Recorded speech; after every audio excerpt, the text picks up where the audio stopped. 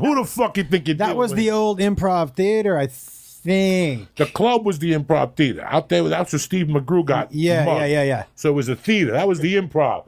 Across the street from Pikes Peak is Deja Vu. Oh, yeah. 50 ugly girls and one fat one. Whatever. And then across the street from that is Pikes Market in those days. Yeah. And across the street from Pikes Market, on the side, was a little bar we used to go to on the side. You could sneak in. It was a white people bar.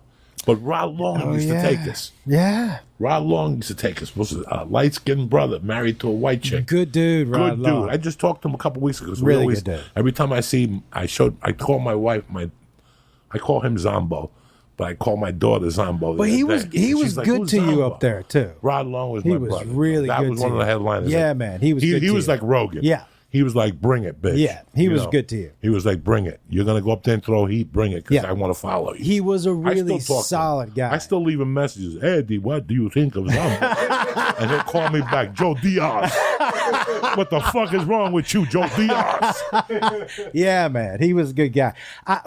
Who was, so the first person? He used to have an Altoid can. Yeah. Filled with the best weed. Yeah. That was grown in He had good weed.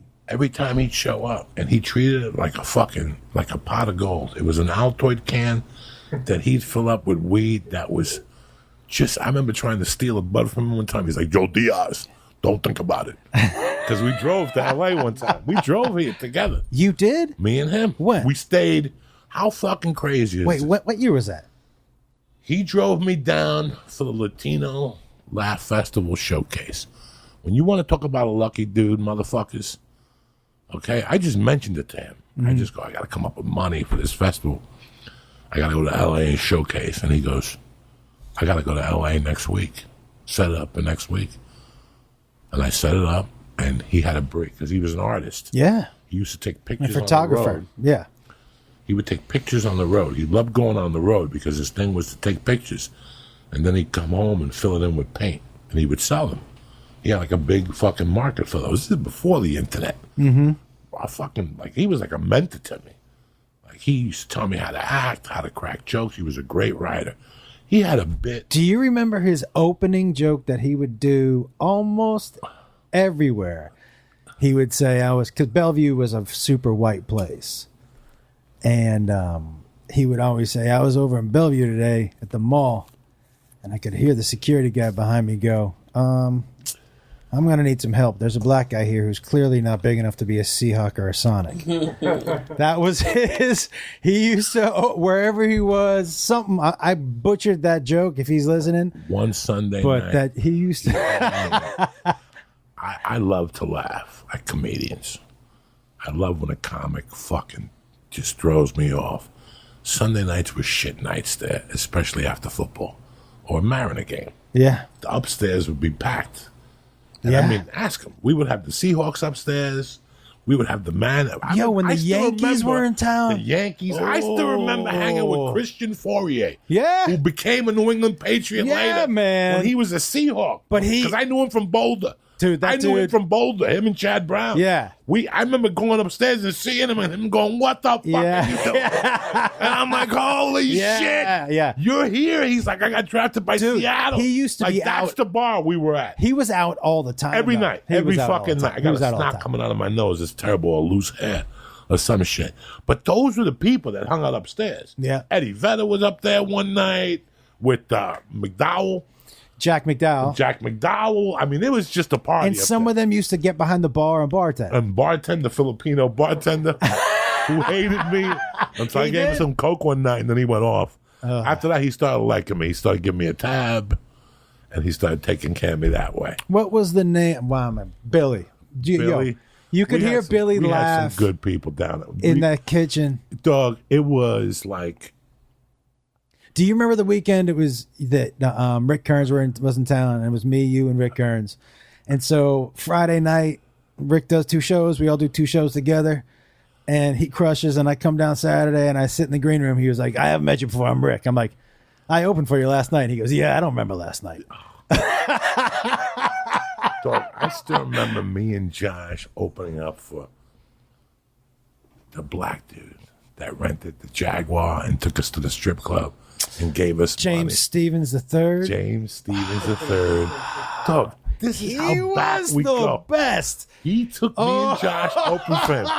Me and Josh He was the best. just macked onto his show. We just macked onto his show. He was on the Stephanie Miller show, and when he heard he was a coming good up to town, dude, yeah. me and Josh were like, we're in there. Like, we were like a tag team. Like, it's all up. We're going in there. That's James ours. Stevens Like, we had man. Ron Reed. So Ron Reed's wife, God rest his soul, Laura. was his manager. So we'd see Ron and go, Ron, we see that. I still remember Louis C.K. Yeah. coming. Like, I still remember Doug Stanhope. Do you remember he taped that? Louis C.K.? The stand-up taped a CD. A CD there. I still remember hanging with Mitch Hedberg, God rest his soul, Yes. on Monday nights. This was like a fucking He was great there club. a lot with Chard Hogan. And what It was the Ramona? Ramona. Right? We had a transvestite that did comedy. Rita O. We had a fat black chick that was hysterical that did comedy. We had a little black guy. What was his name? Cliff Barnes. Cliff Barnes was my dog. Yeah, dude. Frambula. We had, But Lahai's down here, man. yeah, Lahai's down here. He Yeah. just reached out a couple of weeks ago.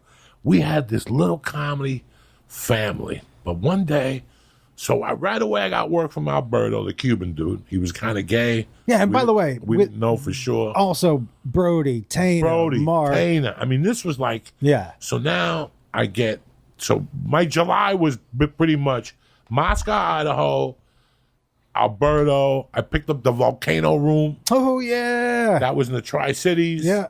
That was like fucking big time. $375 for the weekend. What was the name of the woman who Donna Richards. Donna Richards. Donna Richards booked the Volcano Room over by Idaho.